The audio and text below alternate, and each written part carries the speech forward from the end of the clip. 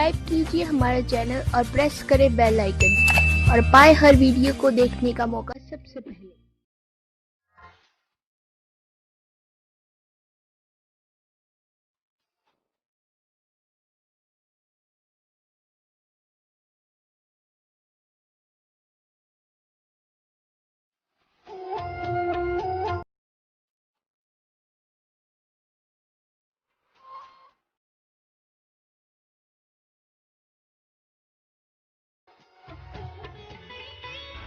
कौन ब्रह्मा का पिता है, कौन विष्णु की मां, शंकर का दादा कौन है, हमको दे बता। ये जानने के लिए कृपया सुनिए। जगत गुरु तत्वदर्शी संत रामपाल जी महाराज के अमृत वचन सर्व पवित्र धर्मों के पवित्र शास्त्रों के आधार पर। पुण्यात्माओं, यहाँ पर आप देखोगे परमात्मा कबीर जी की महिमा और लीला, एक समर्थ के काम आप देखोगे। अभी तो आप बच्चे हो, फिर हिसाब लगाने लगोगे कि सचमुच ऐसा काम भगवान बिन हो सकता है। आपने गांव में, नगर में, शहर में आज तक कभी कोई पुस्तक बेचने वाला देखा था? परमात्मा के बच्चों के अतिरिक्त कोई प्याज बेच दे, कोई हरी मिर्च बेचता देखा होगा, कोई टिंडे बेचनिया भी मिल रहा होगा, पुस्तक बेचनिया नहीं मिल रहा। बेचना नहीं है, ये तो वैसे एक परमार्थ के रूप में सेवा कर रहे हैं, बेचते नहीं है। इस पुस्तक की कीमत नहीं बता सकते, लेकिन गांव गांव में ये भेज रहे हैं। तो परमात्मा का आदेश है ये, और लेने वालों की कमी नहीं। परमात्मा के बच्चों को प्रेरणा भी परमात्मा ही करता है कि देखेंगे पढ़कर इसमें क्या लिखा है। एक बार पढ़ ली तो फिर उसमें तो सब कुछ लिखा है। फिर तो सतलोक आश्रम बरवाला जिला इशारा कर रुकेगी वो आत्मा, जो पुस्तक न पढ़ लेगी तो ज्ञान गंगा ने।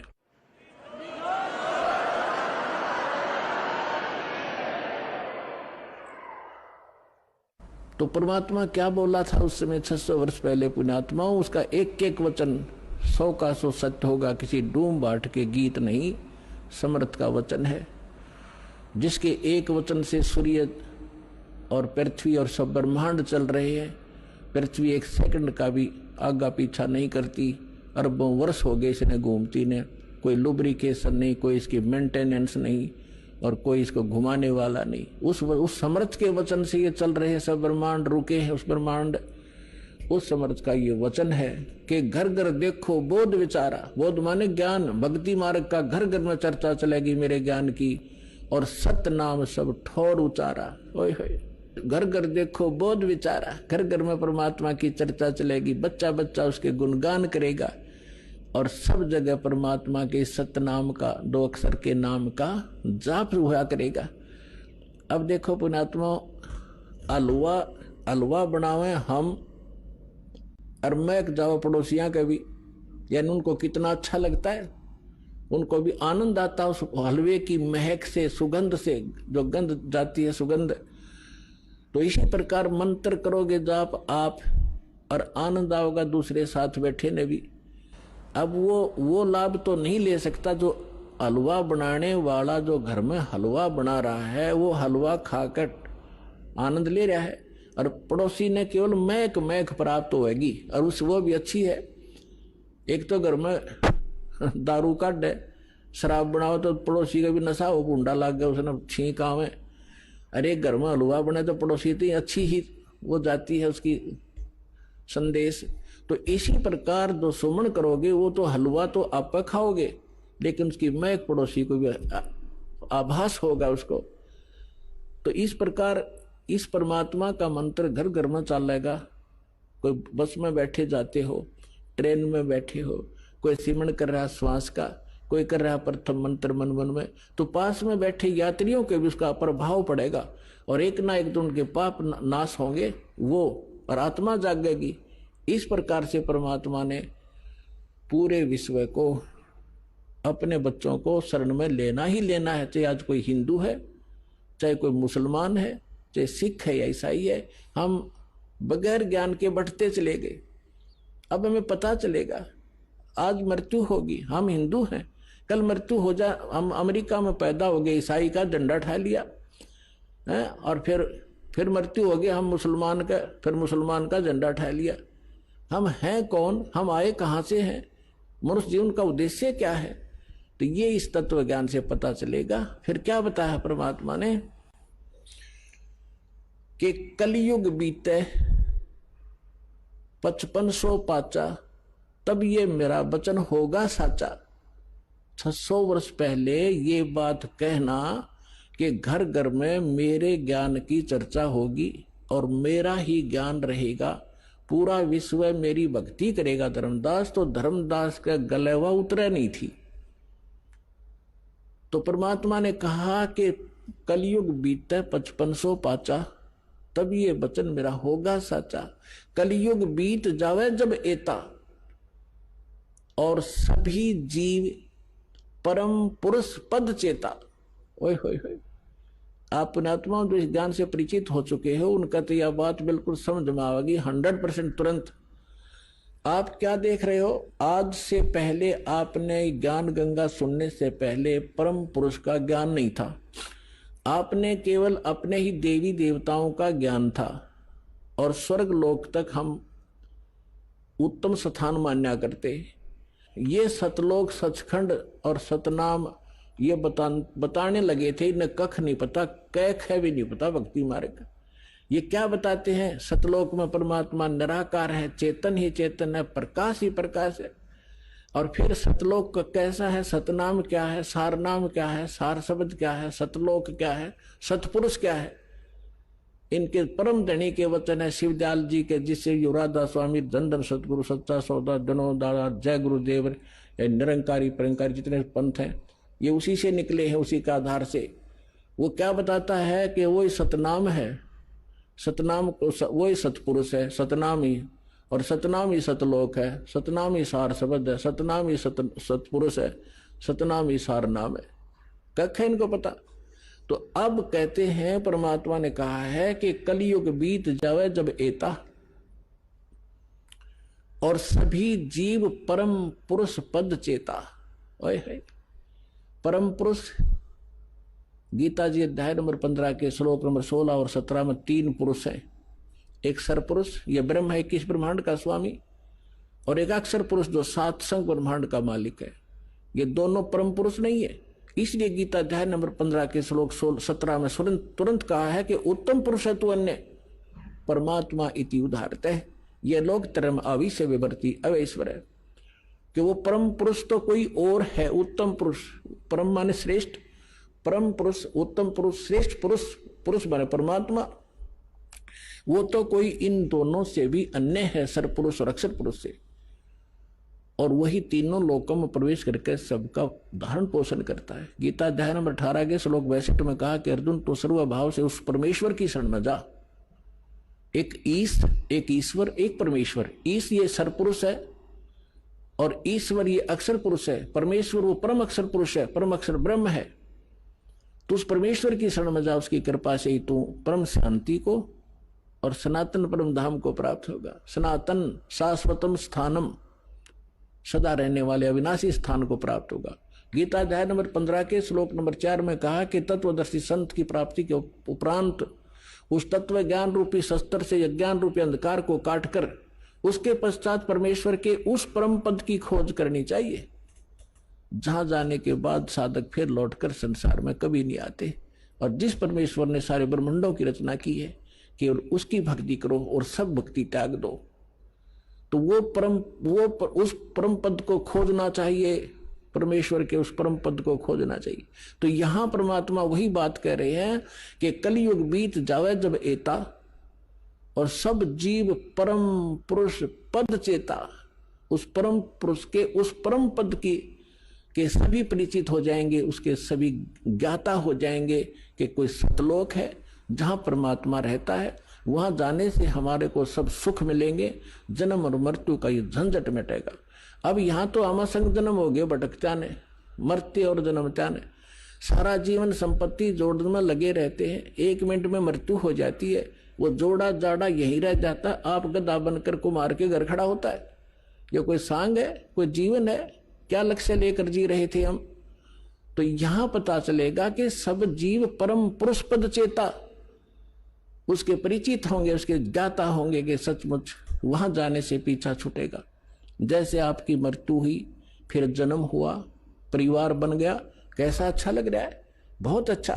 और 1 मिनट का भरोसा नहीं, क्या बिजली गिर जाए पूरा परिवार नाश हो जाए, किन कारणों से? तो परमात्मा ने कहा कि यहां से तो आपने जाना ही पड़ेगा, जाना पड़ेगा, लेकिन ऐसी भक्ति करो, ये भक्ति, और यहां से पुनर्जन्म की इच्छा मिटाओ। जहां आशा ता बासा होई, मन कर्म वचन सुमरियो सोई। अब भक्ति करो जब तक यहां हो अपना यहां की, क्योंकि हम यहां रह रहे हैं तो हमारा ये कर्तव्य कर्म यहां भी करने पड़ेंगे। लेकिन अब जो काम आप जिस उद्देश्य से करते थे, माया संचन करने के लिए, कोठी गार्डन खातर, या थोड़ी सी स्पीड कम कर दो। और किस लिए कर रहे हो? बच्चों का ब्याह करना पड़ेगा, लड़की होगी 2, कैसे ब्याह होंगे, दहेज देना पड़ेगा। नहीं, कुछ ही दिनों में ये सभी समाप्त करेंगे। कोई दहेज ना लेगा ना देगा, लेगा ही नहीं कोई। उसको पता चलेगा क्यों ऋणी बना मैं, आज मैं पैसा ले रहा हूं, कल मैं इसका गधा बनकर पूरा करूंगा, बैल बनकर करना पड़ेगा, क्यों सिर में दर्द करा। तो पुण्यात्माओं, जब तक ये ज्ञान नहीं था, हम एक दूसरे से ऐसे जुड़ते चले गए, संस्कार बढ़ा लिए हमने। अब सतलोक चलने के लिए हमने इन संस्कारों को सीमित करना पड़ेगा, ताकि फिर से टांग उलझी ना रह जाए, को पल्ला हमारा कहीं कांटे में फंस ना जा और हम यहीं रह जाए। तो इसलिए, और मकान बनाओ, ठीक है, आपको जैसा परमात्मा ने पूर्व संस्कार से दिया है मकान बनाओ, कोई घना लोग दिखावा ना करना चाहिए इसमें। टाइम पास करने के लिए चाहे झोपड़ी दे भगवान और चाहे किसाई मकान दे, अपनी भक्ति करना उद्देश्य समझो।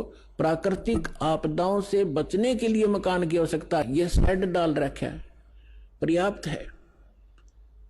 ओले नहीं पड़े सिर पर, नहीं ना, जैसे हम भक्ति कर रहे हैं, खाना बना रहे हैं, तो उससे बचाव करना ताकि हम भक्ति निर्बाध कर सकें। इसलिए मकान की आवश्यकता, प्राकृतिक आपदाएं हमें सीधा अटैक ना करें और हम भक्ति कर सके, इसलिए ये मकान और झोपड़ियों की आवश्यकता। ना अन्यथा चाहे यहाँ पर सोने का महल बना ले, एक आने का नहीं, वो व्यर्थ है। तो परमात्मा कहते हैं, राम रटत दारिद्र भला और टूटी घर की छान। वो सुंदर महल किस काम के जहां भक्ति नहीं भगवान। राम रटत दारिद्र भला, दारिद्र माने बिल्कुल निर्धन, राम रटत निर्धन भला। और जिसकी छान भी चाहे थोड़ी बहुत कमजोर हो, टूट गई हो, थोड़ी फिर ला लेगा, ठीक कर लेगा फूस ला करके। और वो कंचन महल किस काम के, सुंदर महल किस काम के जहां भक्ति नहीं भगवान। तो इसलिए आप जी को ये परमात्मा का ज्ञान दिया जाता है ताकि आपका उद्देश्य, लक्ष्य जीवन का एकदम बदले, चेंज हो, और आपके प्रबल इच्छा हो कि हम सतलोक जाएंगे। और वहां अब इच्छा कैसे कब बनेगी? जब आपको दृढ़ विश्वास हो जाएगा कि सचमुच कोई ऐसा लोक है और वहां जो सुविधा बताई जाती है, आपकी ऐसा ही घर होगा, परिवार होगा। अब जो बच्चे आपके हैं और आपके संस्कार से जुड़े हैं और भक्ति कर रहे हैं, कोशिश करो, अगर आपको इनसे प्रेम है, इनमें लगाओ। ये तो ममता ऑटोमेटिक है, ये हैं भगवान के बच्चे, आपके नहीं है। लेकिन यहाँ संस्कार वश हमारे ये बने हैं, हमारे नियमित किए गए हैं, तो हमारा कर्तव्य बनता है इनको भगवान की भक्ति पर जरूर लावे। इनको भगवान की भक्ति पर लगाओगे, सच्ची भक्ति पर, तो फिर जब आप यहाँ से शरीर छोड़कर जाओगे वहां, फिर ये भी शरीर छोड़कर आएंगे वहीं, तो वहां भी आपका ऐसे ही एक परिवार बनेगा जैसा यहां बन गया। अब देखो पुण्यात्माओं, यहां सारे दुख हैं। गर्मी में गर्मी सतावे, सर्दी में सर्दी, और फ्लड आ जा तो घरों में भी पानी घुस जा, और भी ना जाने कितने कष्ट शरीर में हमारा लगे रहते हैं। कोढ़ हो गया, कैंसर हो गया, अंधा हो गया, आंख फूट गई, लेकिन हम इतने ढीठ हैं, यदि हमारी मृत्यु ना हो तो इन दुखा ने भी कोई नहीं गिना। हमने मृत्यु का दुख मान रखा है, और यह मृत्यु कंपलसरी, यहां पर सारे दुख देकर भी मृत्यु होगी। अगर हमारी मृत्यु ना हो यहां, और परिवार हमारा देख कितना प्यारा लगता है, क्या हम मरना चाहते हैं? नहीं, कोई नहीं चाहता, लेकिन यह मृत्यु डेफिनेट होगी और आप भी मरोगे। और ये जो बच्चे जिनको आप अपने मान रहे हो, ये विसरित ना जाने आपके सामने चले जाएं, तो इससे मन हटाओ। आप वहां जाओगे सतलोक में, आपका शरीर ऐसा होगा, कभी वृद्ध नहीं होगे, जरा नहीं होगा, जरा माने वृद्धावस्था, और मृत्यु नहीं होगी, सदा युवा शरीर रहेगा। और वहां आपके जो है ना घर, बड़े बड़े बड़े महल जो आप खाली छोड़कर आए हो, वहां आपके खाली पड़े हैं। आप गलती से इस काल के साथ लगकर यहां आ गए। जिन्होंने ये सृष्टि रचना सुन रखी होगी उनको ये बातें आसानी से समझ में आ रही होंगी, लेकिन जिन्होंने सृष्टि रचना नहीं सुनी होगी फिर धीरे धीरे कभी सुनाएंगे। आज वो ये सुने, क्योंकि सत्संग स्थल एक ऐसा स्थान है जिसमें प्रथम कक्षा के बच्चे भी आते हैं और दूसरी कक्षा के भी, और बीए के भी यहीं बैठते हैं, और पीएचडी वाले भी बच्चे यहीं विद्यमान हैं। एक ही सत्संग में, एक ही प्रवचन से उन सबको उसी सत्र का ज्ञान देना पड़ता है। तो ये जो जिस सत्र के बच्चों के सत्र का ज्ञान है ये दास दे रहा है, वो उसको समझ में आ रहा है। तो ऐसे ये प्रत्येक सत्संग में, प्रत्येक प्रवचन में हर तरह का ज्ञान दिया जाता है। प्रथम वाले बच्चे भी समझे और द्वितीय वाले भी, और जो पुराने भक्त हैं उनके लिए भी बताया जाता है कि सृष्टि रचना में आपने बहुत बार सुना है कि आपके वहां मकान खाली है और आप गलती करके इस काल के साथ आगे, इसलिए आप यहां पर हैंड टू माउथ हो गए। और वहां सारी चीज भरी पड़ी है, किसी चीज का भाव नहीं, कोई टेंशन नहीं, और वहां विकार नहीं जीव में गंदे। ऐसा सिंपल स्वभाव देवताओं से भी, यहाँ के देवताओं में विकार है, लेकिन वहां के हंस, वो हंस कहे जाते हैं। हंस किसे कहते हैं? एक पक्षी होता हंस, एक बुगला होता उसी की हम शकल। लेकिन उनका पता कब चलता है? जब दोनों सरोवर के ऊपर हों। बुगला खाता है मच्छी, कीड़े मकोड़े, गोगे, और हंस खाता केवल मोती। वो कीड़े मकोड़े नहीं खाता, मछली नहीं खाता, तो उसको हंस कहते हैं जो विकार करे ही नहीं, चाहे मर जावे। और हंस का एक और गुण बताया है कि उसके सामने दूध रख दिया जाए, जिसमें 1 गिलास पानी 1 गिलास दूध डालकर रख दे मिलाकर, वो दूध ग्रहण कर लेगा और जल न छोड़ देगा उस पात्र में, जो का तो रह जाए। उसमें ऐसा गुण दिया मालिक ने। तो जिन्होंने दूध और पानी भिन्न भिन्न कर लिया इस ज्ञान के आधार से कि ये लोक कैसा है, यहाँ का जीवन कैसा है, और सतलोक में जो बताया जा रहा है वो कैसा है, तो वो भिन्न भिन्न कर लिया, इस जल को छोड़ दिया, दूध ग्रहण कर लिया, उसको हंस कहते। तो वह हंस कहे जाते।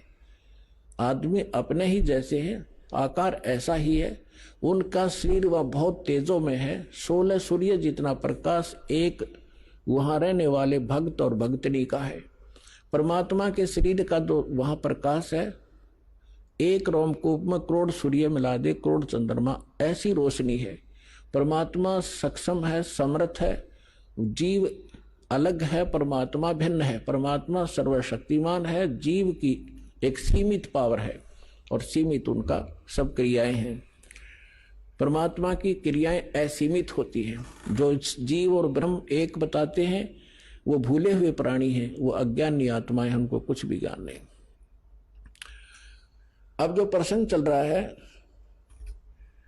जैसे एक भक्त मिला इस दास को, मैंने उसको पहले की बात है, जब बहुत कम ही संगत होती थी, ऐसे हम दास भी किसी को पकड़ लेता था जान पहचान के, को आजा बैठ जा तुझे एक बात बताऊंगा, ज्ञान सुनाने लगा। अब वो अच्छी आत्मा था वैसे तो, सुनता रहा, सारी सृष्टि रचना सुनाई। एक दिन, 2 दिन, तीसरे दिन जब वो आया, वो कह लगा, भाई बात सुन भगत जी, मैं आपकी बात ऐसी है, मेरे हृदय में लग गए और मेरा सरसा होता है इनका। और मैं ऐसा व्यक्ति हूं, मैं जौन से काम पर लगता हूं, पक्की धुन का आदमी हूं, मैं उसको करके छोड़ता हूं, बीच में नहीं छोड़ता। और मैं नाम लूं को नहीं, मैं नहीं लूंगा आपसे मंत्र। माँ के बात भाई क्यों नहीं लेगा कि मैंने मंत्र ले लिया, मैं तो सिर ढड़की बाजी लगा के काम किया करता हूं और मैं भक्ति कर लूंगा और मैं चला जाऊंगा उड़ा, जहां बता रहे हो कौन सा लोक है, सतलोक भी भूल गया, मैं वहां चला जाऊंगा और वहां कोई भी ना पाया तो मैंने अकेला बैठा रहूंगा।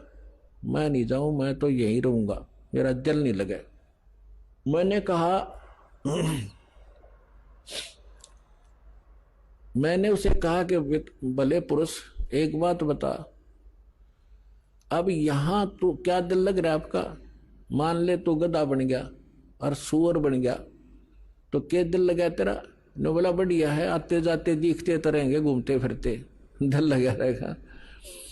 बता ऐसी व्यक्ति गिरगी हमारी कि हमारा यही ठीक है, घूमते फिरते दिखे जाएंगे और यही ठीक सू, मैं वहां नहीं जाऊंगा।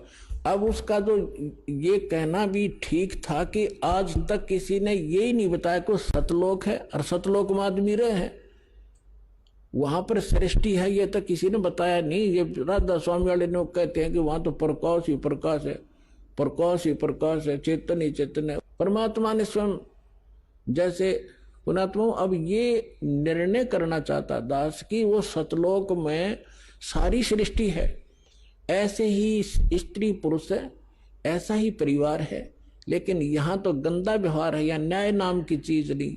परमात्मा कहते निरंजन धन तेरा दरबार, जहां तनिक नहीं न्याय विचार, घर घर में राड़े, बहू सासू का झगड़ा, आपस में भाई भाई का झगड़ा, बाण भाई के साथ मनमुटाव, छोटी छोटी बातों पर, इन पे संपत्ति और पता नहीं क्या के ऊपर लड़ाई हो जाए। ये कोई जीवन है? सब नरक भोग रहे हैं यहाँ पर, कोई सुखी नहीं है। इस पर 21 ब्रह्मांड में आग लगी पड़ी है। अब वहां जाओगे जब देखना, वहां कोई चिंता ही नहीं। अब जैसे आप यहाँ आ रहे हो, यहाँ सासू भी आई होगी, सास भी और बहू भी आ रही होगी, ननंद भी यहीं पर बैठी होगी, सास और ससुरा भी आया होगा, और पति और जेठ जेठानी भी आ रही होंगी। यहाँ लड़ाई होए को ना, या मनमुटाव होगा नहीं। क्यों नहीं होगा? क्यों? एक बना बनाया भोजन मिल जाएगा, एक जैसे मैट बिछाए रखे, नहाओ दो अपना भजन करो। लड़ाई तो जब होया करे, तूने ये नहीं किया, तूने ये नहीं कहा, वहां नाश हो गया, फलाना गड़बड़ होगी, तो वहां जाकर कोई काम में को नहीं, सारी चीज उपलब्ध आपके सामने, तो वहां अपने ऑटोमेटिकली स्वभाव सुंदर बन जाता है। और वैसे वहां का जो मटेरियल हमारे शरीर का, बॉडी का, उसमें ये दोष नहीं है। तो यहाँ कभी काम दुखी कर रहा है, कभी क्रोध सता रहा है, कभी कोई लालच में हम गड़बड़ कर रहे हैं, मोह के अंदर आपस में राग द्वेष में सड़े पड़े हैं। तो वहां जाकर के आपको सामूहिक भंडारे में भोजन, आपके घर घर के आगे फलदार वृक्ष लदपद रहते हैं, आपकी रसोई आपका जो भरा रहता है सारे खान पान से परमात्मा की दया। फिर रह गया क्या झगड़ा? तो कहने का भाव ये है कि अब प्रश्न ये आता है कि वहां पर ऐसी सुंदर सृष्टि है, इसका प्रमाण कहाँ है? अब कैसे विश्वास हो हमारे को? देखो पुण्यात्मा, परमात्मा ऊपर रहता है, वेद बतावें, वहां से चलकर आता है, अच्छी आत्माओं को मिलता है, अपना ज्ञान देता है। वो ज्ञान क्या देता है? जो कबीर साहब अच्छी आत्माओं को मिले, किसको मिले? धर्मदास जी को मिले। जब वो मथुरा के अंदर एक हिंदू परिवार में जन्मा था, बनिया वैश्य कुल में जन्म था, श्री विष्णु जी और भगवान शंकर के उपासक थे, वैष्णव धर्म से दीक्षित थे। मथुरा के अंदर जाकर एक तालाब में स्नान करने से अपनी इच्छा, 68 तीर्थ भ्रमण करने की इच्छा से वो अपने गुरुदेव के आदेश से गया हुआ था। वहां भगवान मिले। परमात्मा ने यह चर्चा सुनाई कि इस तालाब में नहा के इस जोड़ में, इस मथुरालय में स्नान करके, धर्मदास जी आप मोक्ष चाहते? तेरे लोटे में पानी भर के ला रखा था, उसने साथ रखा था, देखो इसमें कितने जीव घूम रहे, इसमें तूने स्नान किया, मसल मसल कर नहाया, तूने करोड़ों जीव मार दिए रगड़ रगड़ के, ये पाप तेरे बैड अकाउंट में लिखा गया। और पुण्य एक भी कोई ना, क्योंकि शास्त्र विरुद्ध साधना तेरी, तुझे क्या लाभ मिलेगा इसके? पाप इकट्ठे कर दिए। अपने बांधवगढ़ घर से चलकर यहाँ तक आया मथुरा में, लगभग 700 किलोमीटर तू पैदल चला है। नीचे तेरे पैरों के नीचे जितने जीव आए वो तेने पाप को नाश कर, तेरे पाप में लिखे जाएंगे। और पुण्य एक भी कोई ना, इस दौड़ में नहाने का, तालाब में नहाने का। बता, तू गीता पढ़ता है डेली? हाँ जी। गीता में दिखा कहीं तीर्थ पर नहाने की बात के लिख रखी हो तो? या जो मंत्र आप जाप करते हो, हरे कृष्ण राधे श्याम सीताराम, गीता में लिखा कहीं? अगर नहीं जी, फिर किस लिए डले हो रहा है? अब देखो पुण्यात्माओं, प्रथम बार तो कितनी साची बातों पर एक बार तो स्ट्राइक हो से दिमाग में। धर्मदास जी नाराज हो गए, तो हमारे तू मुसलमान है, हमारे देवताओं की बुराई करता है, ये करता है, आंख लगा दिखाने। परमात्मा अंतर ध्यान हो गए, जिंदा महात्मा के रूप में बैठे थे। मुसलमान धर्म के अंदर जिंदा महात्मा संत होते हैं। जब आगे से एकदम अंतर ध्यान हुए, धर्मदास का कलेजा हिल गया कि सारी साची कह था, और ये सारी बात सही थी। मैं तो नीच हूं तो भगवान था, कोई फरिश्ता था, कोई देवता था, कितनी बढ़िया बात बताओ थे, मैंने गलती कर दी। और हे भगवान, इब के आप मिल जाओ तो मैं सारी बात सुनूंगा। कुछ दिन के बाद, लंबी कहानी है, अब विषय नहीं है वो, इसलिए दास क्या बताना चाहता है।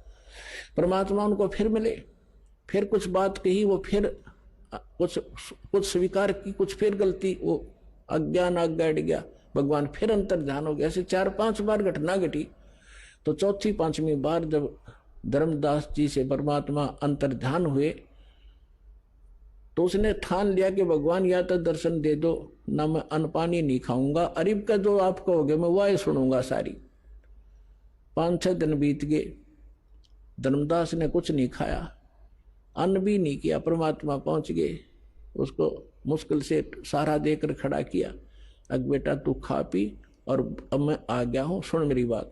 फिर धर्मदास जी ने कहा कि भगवान एक बार मुझे वो स्थान दिखा दो जो आप बता रहे हो कि वहां सारी सृष्टि है, आपके भाई बहन जो पहले चले गए यहां से मुक्त मैंने किए हैं वो भी वहां विद्यमान है, मुझे दिखा दो भगवान, मैं देखना चाहता हूं। अब परमात्मा ने कहा कि धर्मदास तू हट क्यों कर ही, ऐसा हट क्यों कर रहा है? मैं जो कहूं तू भक्ति कर, विश्वास कर, इस भक्ति से तू वहां पहुंचेगा, वहां देख भी आएगा, तू रह नहीं सकता क्योंकि तेरे पास भक्ति नहीं है उस योग्य। जैसे कोई बच्चा ट्रेनिंग कर रहा है डॉक्टर की, और वो नो का मैंने डॉक्टर दिखा के लाओ, पहला हॉस्पिटल कहाँ सी है, अरे पहले ट्रेनिंग कर, फिर उसमें नौकरी मिल जाएगी तेरे को।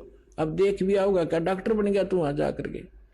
तो पहले अपनी भक्ति करो, जो ट्रेनिंग पूरी करो, फिर आपको नौकरी मिल जाएगी वहां पर। नहीं माना, मालिक भी चाहते थे गवाह बनाओ इसको, उसकी प्रबल इच्छा हुई, एक बार दिखा दो दाता। परमात्मा लेकर गए ऊपर, नीचे जिंदा महात्मा के रूप में थे, उसी रूप में जाकर देखा कि वहां सारी सृष्टि, नर और नारी, भाई बहन सभी विद्यमान थे, सुंदर शरीर उनके, लंबे लंबे शरीर, और बहुत हष्ट पुष्ट उनका तेजोमय शरीर, और सब उनको प्यार से परमात्मा ने जाकर कहा कि इसको डबल रोल किया दाता ने। जो एक परमात्मा के जो उस राज दरबार के सामने गेट कीपर था, परमात्मा ने उसे कहा संकेत से कि इस भगत को भगवान के दर्शन करा लाओ।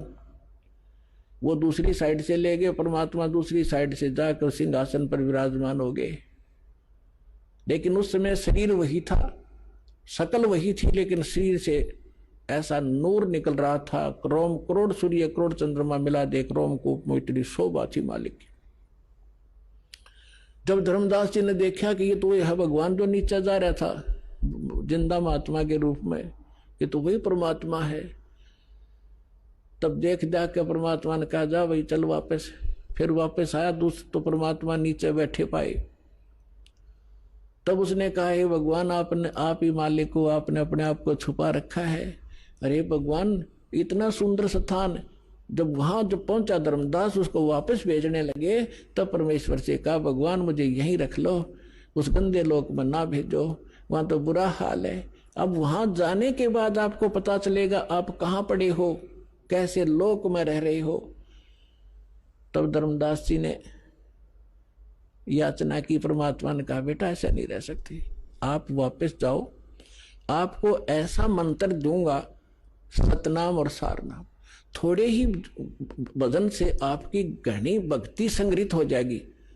इसके विषय में आदरणीय गरीबदास साहिब जी को भी परमात्मा मिले थे, उन्होंने परमात्मा से परिचित होने के बाद क्या कहा है, सतनाम पालड़ रंग होरी हो, 14 लोक चढ़ावे राम रंग होरी हो, 3 लोक पासंग धर रंग होरी हो, तो ना तुले तुलाया राम रंग होरी हो।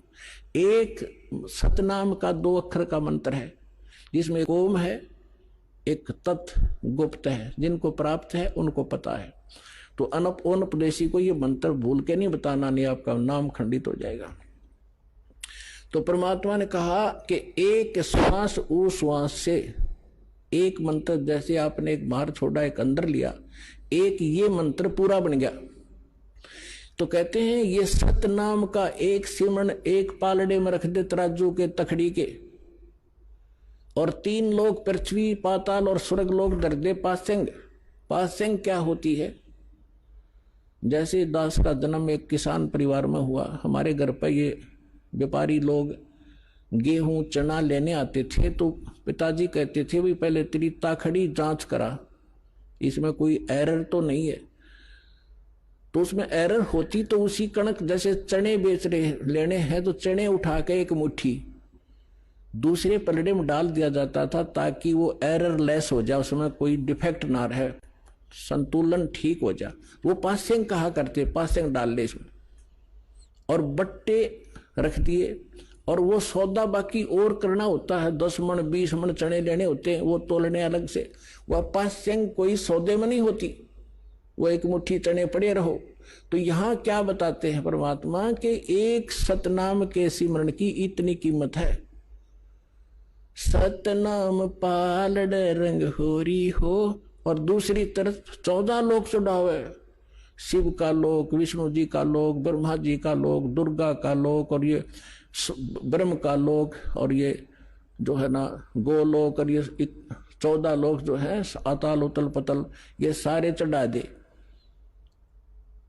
और 3 लोक पासेंग धर रंग होरी हो, ये 3 लोग तो पासेंग कोई सौदे में नहीं है। पृथ्वी लोक, इस पृथ्वी पर छोटा सा कोई टुकड़े का राजा बन जाता है, मंत्री मुख्यमंत्री, फूला नहीं समाता। और इस ज्ञान के साथ की तुलना में आपको पता चलेगा, क्या बताते हैं, 3 लोक का राज जीव को जय कोई दे, और लाख बधाई क्या करे जय नहीं नाम तने। धिक्कार है उस राज को जो भक्ति नहीं है, जिसके पास ये सतनाम नहीं है। तो क्या बताते, सतनाम पालड़ रंग होरी हो, और 14 लोक चढ़ावे राम रंग होरी हो, 3 लोक पासेंग धरे रंग होरी हो, तो ना तुले तुलाया राम रंग होरी हो।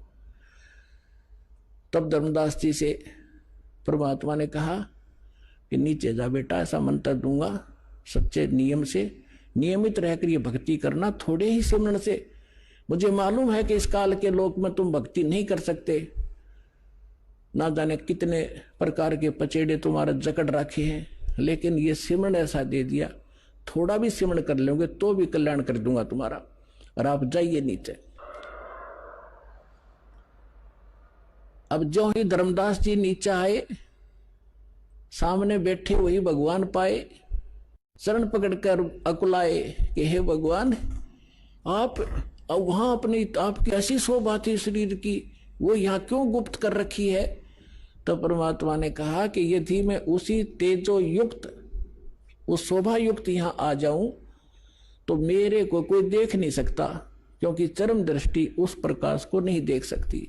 और फिर ये काल का कलेजा फिट जाए, अब तो उसको पता नहीं मैं कौन हूं, और उसको चिंता बनी रहती है कि इस प्राणी को सच्चा मार्ग ना मिल जाए। इसलिए इसने ना जाने कितने दूत छोड़ रखे हैं इस मेरे प्यारे आत्माओं को मिसगाइड करने के लिए। कोई कुछ बता रहा है भगवान की डेफिनेशन, कोई मंत्र कुछ बता रहा है, कोई साधना कुछ बता रहा है, इसने भट्ठा बैठा रखा है। इसलिए धर्मदास, मैं आपको ये सच्ची भक्ति बताने के लिए आया हूं। और इसको तब दास तो आपको बताना चाह रहा था, धर्मदास जी ने आके बताया। कबीर सागर में आपको बहुत बार दिखाया, फिर समय आने पर दिखाऊंगा। उसमें वहां ऐसी सृष्टि है, वहां पर सब भाई बहन जो पहले चले गए वहां ठाठ से रहते हैं, स्त्री पुरुष है, परिवार है, वहां सारे सुख है, सब सुख पदार्थ वहां पर उपलब्ध है। और पुण्यात्मा जिन महापुरुषों को परमात्मा मिले उन्होंने बताया, आदरणीय गरीबदास जी ने बताया, आदरणीय नानक साहब जी ने यही ज्ञान दिया।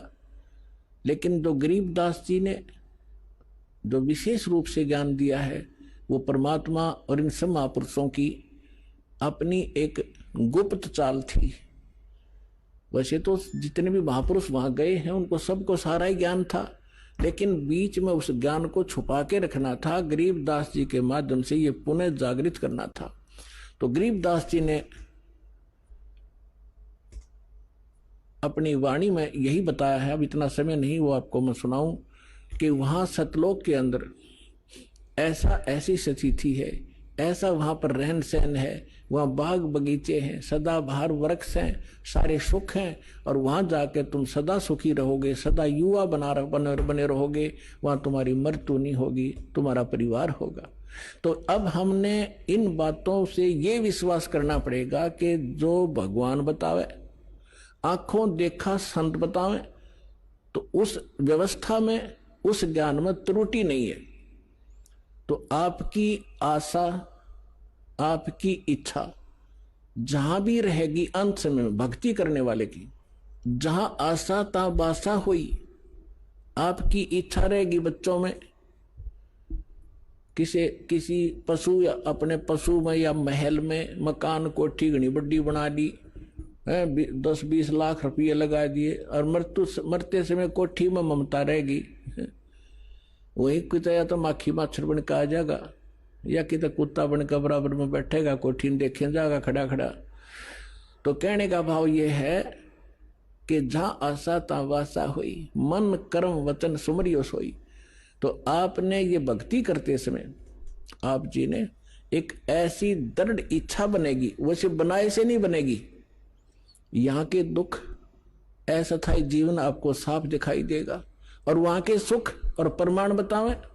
अब जैसे श्रीमद् भगवद गीता अध्याय नंबर 7 के श्लोक नंबर 29 में गीता ज्ञानदाता कहता है कि अर्जुन, जो साधक जरा और मरण से मोक्ष चाहते हैं, देखो ये अध्यात्म मार्ग है, बालक स्टूडेंट नहीं समझ सकते इसको, इसके लिए टीचर की आवश्यकता पड़ी है।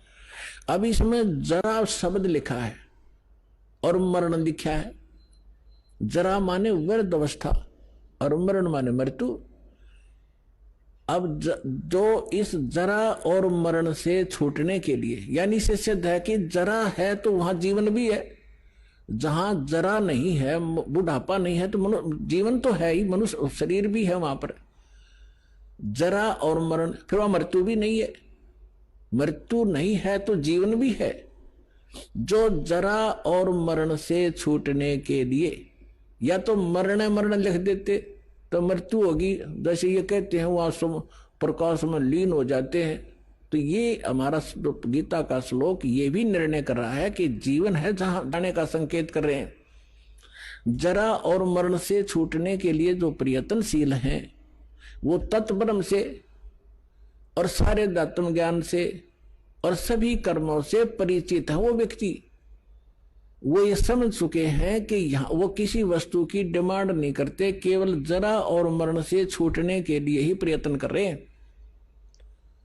तो इससे भी ये सिद्ध होता है कि कोई ऐसा स्थान है जहां वृद्ध अवस्था नहीं है और वहां मरण नहीं है।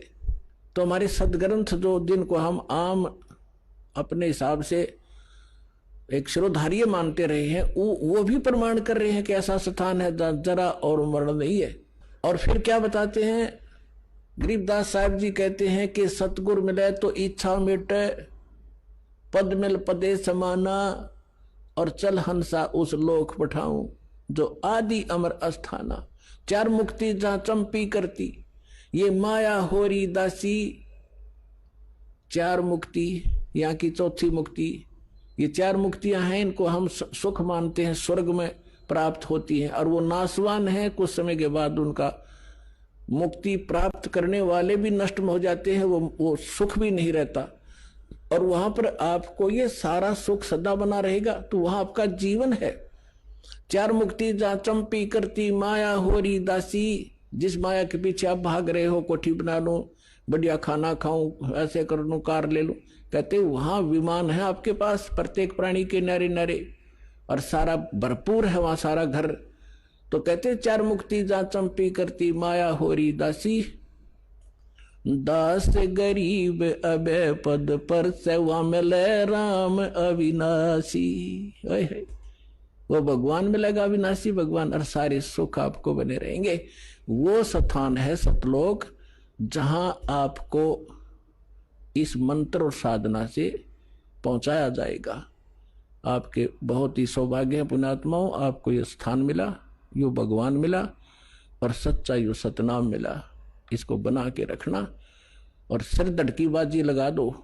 कहते समझा है तो सिर दर पाओ, बहुर नहीं रे ऐसा दाव।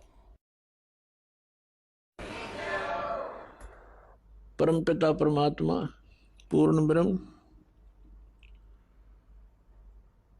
सारी सृष्टि के रचनहार कबीर देव जी, कबीर साहिब जी, वो धानक कबीर, दुल्हा कबीर, काशी के अंदर जो एक सिंपल मैन की तरह रहा करते थे।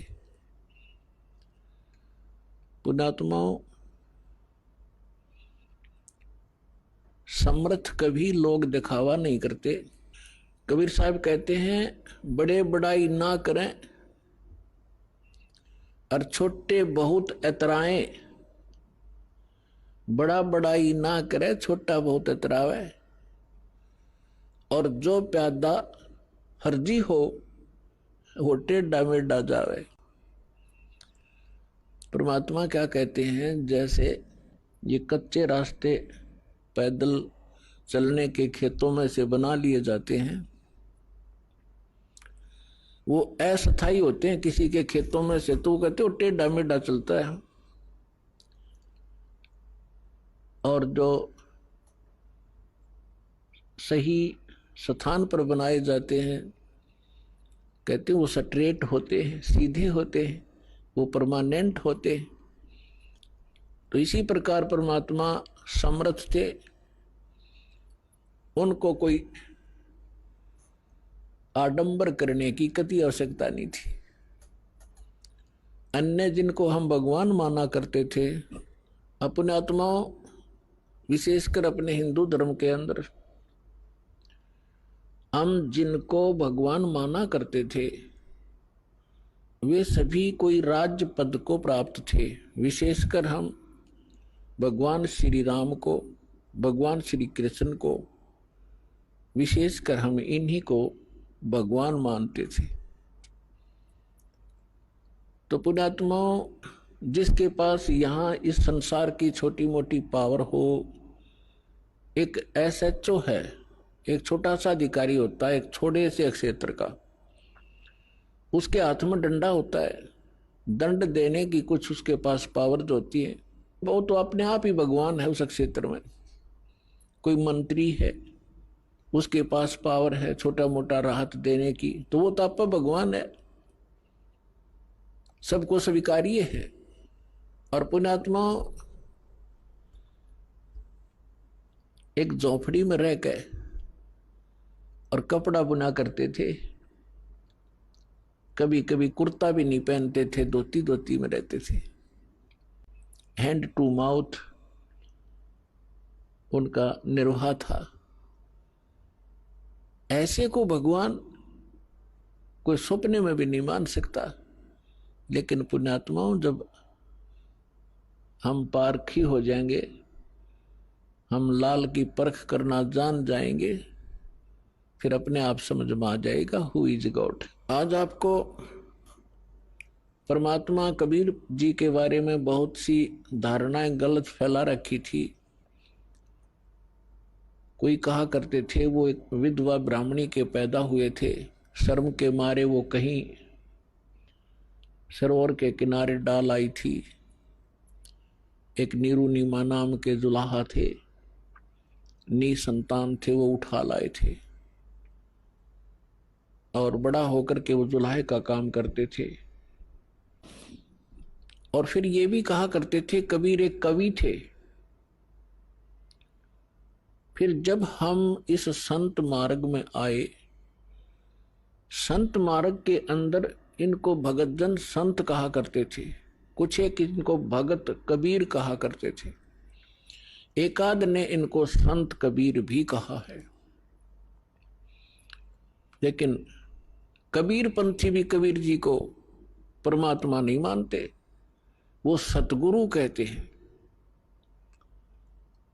तो यहां गरीबदास जी कहते हैं एक ना भूला दो ना भूली, भूली सब संसारी। सब कुछ भूला हुआ है परमात्मा कौन है। और जिसके नाम पर रोटी खाया करते कबीर पंथी, उनको नहीं पता कबीर साहब समर्थ हैं, सृष्टि रचनहार हैं, वो भी केवल एक सतगुरु कहा करते। उन सब की वीडियो, उनके प्रवचन, इंटरव्यू रिकॉर्ड किए जा चुके हैं। टीवी चाहे वह कितनी बकवाद करो, समाज को सब पता लग गया उनका कितना नॉलेज था। आज आपको परमात्मा के प्राकट्य के विषय में बताएंगे। वैसे तो भगवान ने स्वयं कहा है चारों युग में संत पुकारे, कूक कहा हम हेल रे, हीरे माणिक मोती बरसे, यो जुग चुगता डेल रे। परमात्मा कहते हैं चारों युगों में मैं आया और प्रत्येक युग में अच्छी आत्माओं को, संतों को मिला, उनको अपने से परिचित कराया। और उन महापुरुषों ने मुझसे परिचित होकर के मेरी महिमा ढोल के डंके पे स्थान स्थान पर जाकर सुनाया।